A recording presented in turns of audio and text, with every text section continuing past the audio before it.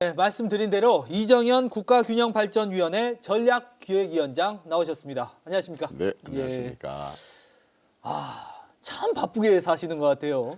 다 바쁘게 살죠. 뭐. 아니 근데 유독 바쁘게 사시는 것 같아요. 요즘 어떻게 좀 근황 좀 알려주십시오. 그저께 예. 전국의 17개 시도에 있는 연구원 원장들을 예. 제가 일부러 광주로 좀 예. 모셔서 광주에서 지역 균형 발전에 대한 의견을 나눴고 그리고 나서 그 한전대 우리 에너지대학교 총장을 예. 보고 에너지대학교가 지역사회 앞으로 어떻게 기여를 해야 될 것인가 하는 부분을 찾아가서 좀 장시간 얘기 나누고 어제는 광양에 있는 경제자유구역청에 가서 경제자유구역청 산하에 있는 우리 기업들의 이제 지원 방안을 얘기 나눴고 다시 이제 전남 테크노파크로 옮겨서 전남 테크노파크 산하에 있는 여수여천 광양 예. 그쪽에 석유 화학단지 쪽에 현안들을 좀 청취를 했고 그리고 이제 순천대 총장을 신임 총장을 만나서 순천대학교가 청년농 또는 스마트농 이쪽에 어떻게 기여할 수 있는 방안 그런 부분들을 얘기를 좀 나눴습니다. 잠깐 얘기하신 게 지금 한 3일간 이야기하신 게 한 보통 사람들이 한 달 일정을 말씀하시는 것 같아요. 그 최근에 그 최고위 회의를 그러니까 비대위죠. 국민의힘 비대위 회의를 광주에서 했을 때 그때 말씀을 하신 게 광양제철소의 규제 개혁에 내가 좀 이렇게 하고 있는데 힘을 모아달라 이런 말씀하셨어요. 네. 그 이제 어떤 이야기인가요? 광양제철이 81년도에 산업단지가 조성이 됐습니다. 예.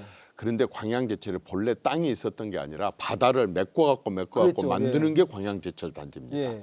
근데 이 제철 단지는 말 그대로 제철 단지로 규정이 돼 있었어요. 예. 근데 요즘에 전기차에 들어가는 양극재, 전기차 배터리의 70%를 차지하는 양극재 생산을 또 포스코 케미칼이라고 하는 포스코 자회사? 제철이 아니라 포스코 화학 예. 회사에서 만듭니다. 그것도 광양에가 있습니다. 있어요. 그런데 이게 이제 계속 수요가 늘어나다 보니까 공장을 키워야 되는데 부지가 없어요. 예. 그래서 그 부지를 아까 제철 단지 안에 동호안이라고 하는 15만 4천 평이 있는데 예. 그 중에서 9만 8천 평을 좀 쓰자라고 하는데 안 된다는 거예요. 왜 왜 안 안 되냐 그러면은 이건 제철 단지고 화학이 들어오면 안 된다는 거죠. 아니 같은 포스코 산하에 기업인데 더더구나 미래차 생산에 아주 중요한 소재 생산인데 이게 왜 안 되냐. 예. 근데 규정에서 이게 안 된다. 그래서 제가 문제 제기를 했던 겁니다. 그거 어떻게 해야 되는 겁니까, 그러면? 그래서 그동안에 이 문제를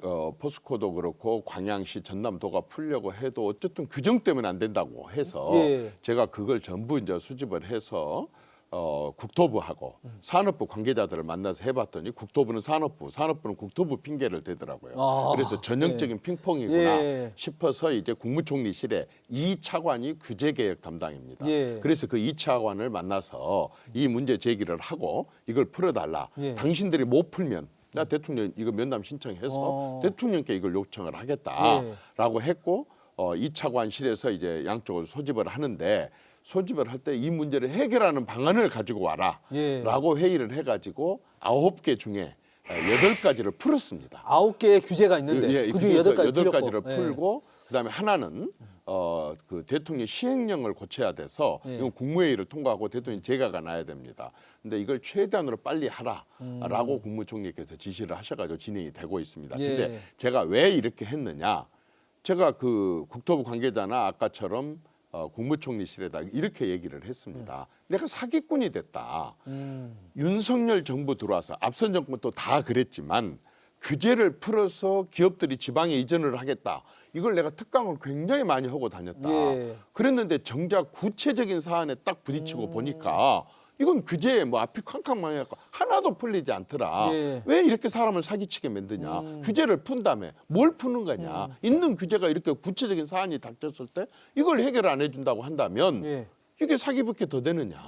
혹은 이제 굉장히 강력하게 얘기를 했고 또 하나는 이 광양제철의 이 아까처럼 그 포스코 케미칼이라고 하는 것은 미래 차에 들어가는 앞으로 지금부터 계속 발전해 나갈 수 있는 분야인데 땅이 없어서 공장을 못하면 인도네시아로 나가겠다는 거예요. 예. 세상에 이럴 수가 있습니까? 전라남도는 대기업이 오라면 쉽게 오겠습니까? 예. 이전에 오기도 어렵고 새로 창업하기도 어렵다고 한다면 있는 대기업이 넓히겠다고 확장을 하겠다고 한다면 최대한으로 밀어줘야 되는 거 아니에요? 이게 바로 지역이 소멸되는 걸 막고 지역에서 말하자면 일자리를 만들어주게 하는데 절대적인 건데 규제 하나 때문에 할 수 있는 일을 못 하겠다고 하는 투자를 하겠다는데도 못 하겠다고 하는 게 이게 말이 되느냐. 그런데 직접적으로 나서서 하니까요. 또 풀려요, 이게. 아, 풀렸습니다. 그래서 이게 참 그 굉장히 적극적인 노력도 필요하고 또 정부에 대해서 구체적인 사안을 갖고 집요하게 이렇게 요구하는 것도 필요하겠다라고 하는 걸 느꼈습니다. 그 위원장님이 이제 활동을 하시면서 사실 이제 정부 인사들과도 꾸준히 만나시고 이 대통령과도 이제 만나실 것 같은데 그 입장이 어떤가요? 정부 여당 같은 경우 이제 호남을 바라보는 이제 어떤 가교 역할을 하고 계시니까. 근데 이제 일반적으로 이제 호남 사람들이 생각할 때게 보수 정권이 들었으면 호남을 차별한다, 무시한다, 그러니까 안 해줄 거야, 버린다 안 해줄 이렇게 거야. 이제 생각들을 많이 하시잖아요. 그런데 막상 그 안에 들어가서 보면 꼭 그런 건 아니에요. 이제 어떤 구체적인 사업, 실현 가능한 사업을 가지고 이제 나오느냐 하는 거 하나.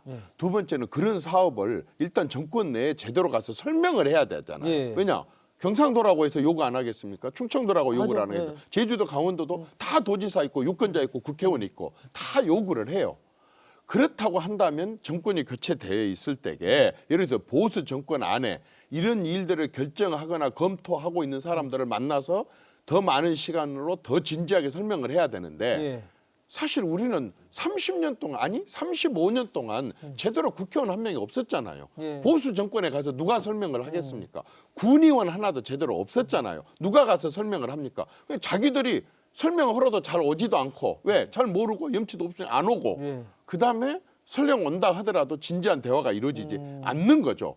이것은 참 정말 우리 광주 전남에 지금까지 정치에 어떻게 보면은 안타까운 점이죠. 그러면은 거꾸로 자 김대중 대통령, 노무현 대통령, 문재인 대통령이 진보 여기서 호남에 89% 93% 지지를 받아서 당선이 됐다. 그러면 그 정권은 보수 정권에서 안 해줬다라고 생각한 것을 다 해줘야 되잖아요. 그렇지는 또 않죠. 그건 다 해줬다고 생각하세요? 아니 이번에 뭐 흑산공항도 말들이 많더라고요. 바로 그 점입니다. 제가 저기 신앙군수를 만났던 얘기하더라고요. 문재인 정권 때, 저 노무현 정권 때 그렇게 얘기를 해도 울릉도는 됐는데 이건 안 됐다 이거야. 그러면 문재인 정권 때 최소한 더 이거 이루어져야 된다. 전혀 안 됐어. 그런데 그 안 된 일이 윤석열 정권 바뀌니까 바로 되더라 이거죠. 다른 것도 하나 있습니다. 사실 우리 광주 시민들한테 제가 좀 한번 드리고 싶은 말이 있는데 윤석열 대통령이 당선되자마자 제가 윤석열 대통령한테 제일 첫 번째 건의가 이거였었습니다. 광주는 유치원부터 대학교까지 교과에 무등산에 안 들어간 교과가 하나도 없을 정도다. 그럴 정도로 우리는 단순히 뒤에 있는 산이 아니라 완전히 우리하고 같이 호흡을 하는 그런 산이다. 그런데 광주 시민들은 무등산 꼭대기를 못 올라가 보고 대부분이 돌아가신다. 방공포대가 있어서요. 방공포대가 있어서. 그런데 방공포대가 69년도에 이 사정거리 40km짜리 공항 지키려고 있어요. 북한기가 광주 공항까지 내려왔다면 전쟁 끝난 거 아니에요. 저는 그 얘기를 했습니다. 그래서 이걸 풀어주십시오. 노태우 대통령이 그 말하자면 직선제를 되고 나서 제일 먼저 한 게 서석대까지를 풀었거든요. 그때 광주가 난리 났습니다. 너무 기뻐했습니다. 그 얘기를 드리면서 이걸 풀어주십시오 했다고요. 그래서 이제 국방부 장관한테 바로 지시를 하셨다고 저한테 얘기를 하셨어요. 근데 그 뒤에 이제 광주시장이 정보를 듣고 이제 발표를 하더라고요. 그 전에 김대중, 노무현, 문재인 정권 내내 풀어달라고 해도 그게 안 풀렸거든요. 그러니까 지금 그게 이제 곧 풀리게 될 거예요. 지금 진행을 하고 있다고 하더라고요. 그 안에 또 그런 이야기들이 있어요. 그런 것처럼 이를테면 꼭 어느 정권이 집권했다고 해서 완전히 무시하는 건 아닌데 적어도 저는 이 윤석열 정부에서 꼭 하나 했으면 하는 사업이 있어요. 꼭 했으면 하는 사업. 광주에 지금 현대 기아 자동차가 42만 대에서 50만 대 생산을 합니다. 그러다 보니까 거의 부속품을 경기도 소아리에서 가져와다가 주로 조립을 합니다.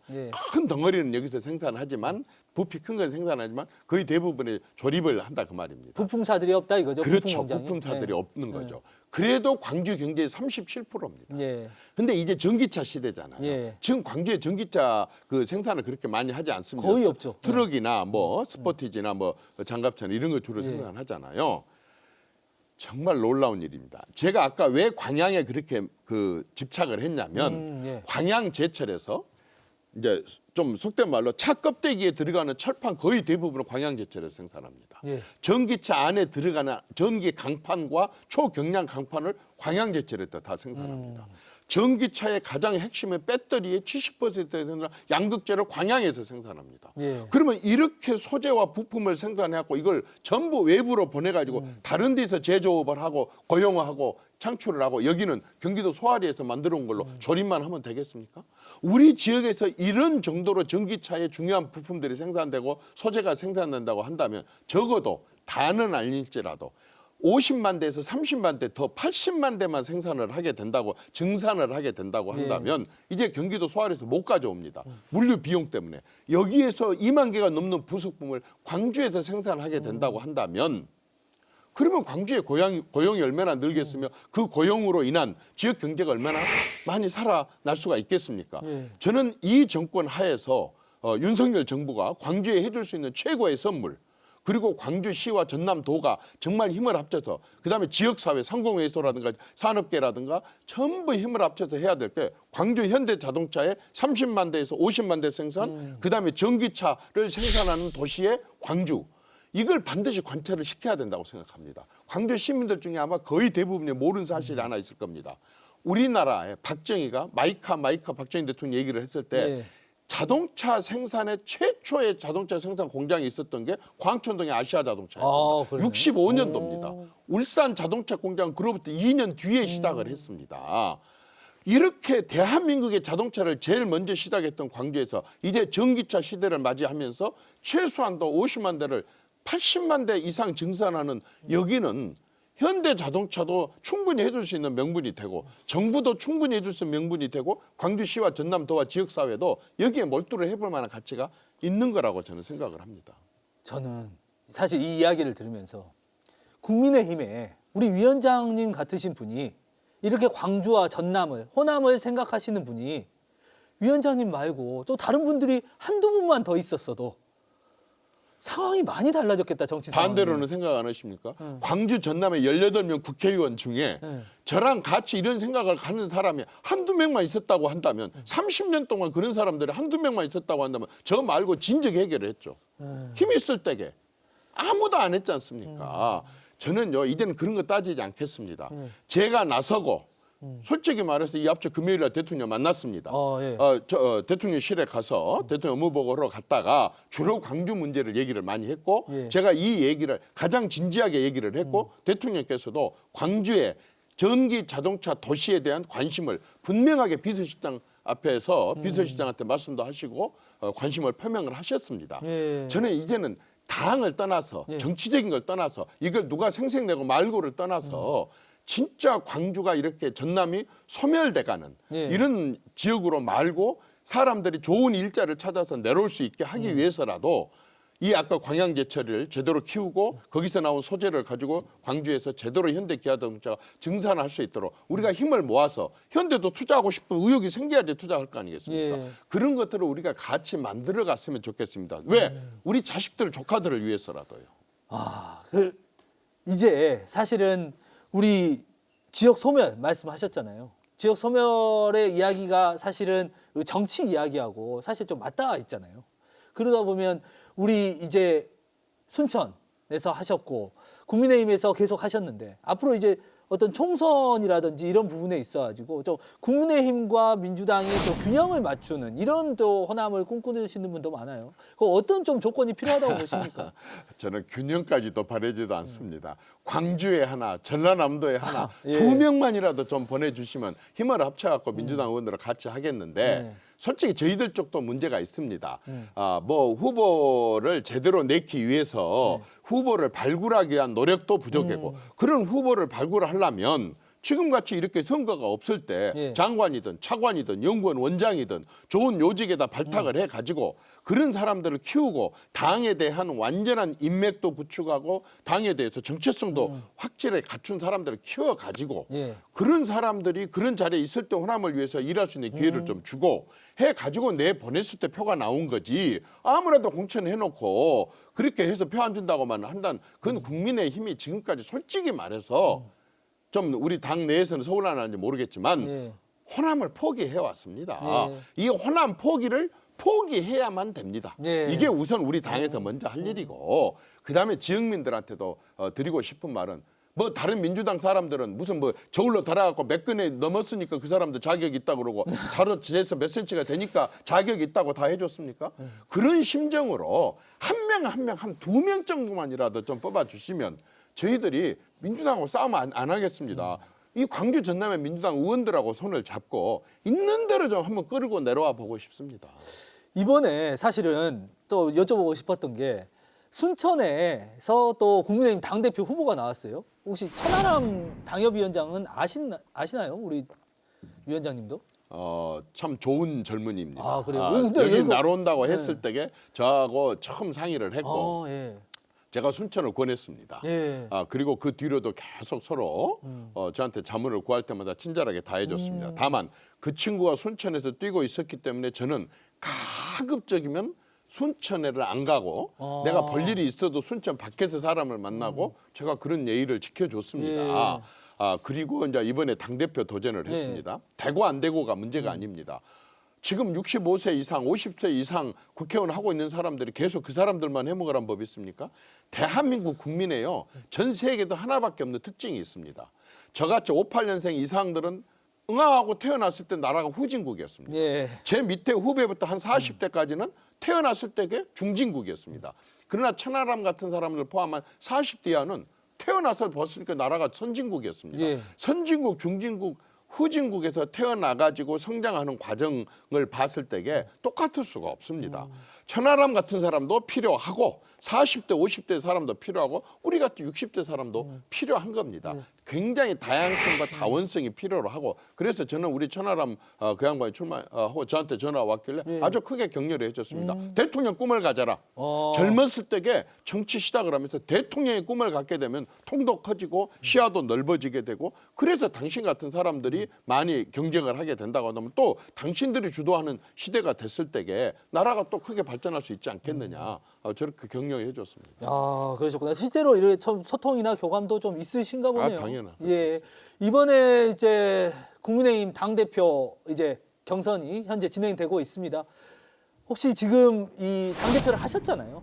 이미 어떤 좀 당대표가 됐으면 좋겠고 그런 후보들에게 좀 하시고 싶은 말씀 있으시나요? 의미 없습니다. 이제 저는 당 대표를 하다가 중간에 그만두고 나온 사람이기 때문에 저도 당에 염치도 없고 제가 따로 드릴 말씀도 없고 다만 어쨌든 경선이라고 하는 것, 선거라고 하는 것은 항상 축제 분위기로 갔으면 좋겠다라고 하는 바람 하나 하고 여당하고 야당하고는 틀립니다. 야당은 그러니까 정당은 집권을 하려고 하는 존재하는 예. 조직입니다. 근데 야당은 집권에 실패를 했다 그러면은 이제 또 집권을 해야 되기 때문에 무조건 여당 하는 것에 대해서 비판하고 견제하고 감시하는 게 야당의 역할입니다. 민주당의 역할 현재. 당연히 네. 지나치면은 그것 갖고 심판 받는 거고 예. 합리적으로 하면 또 선택을 받는 거고 그건 야당이 비판하는 것은 기본입니다.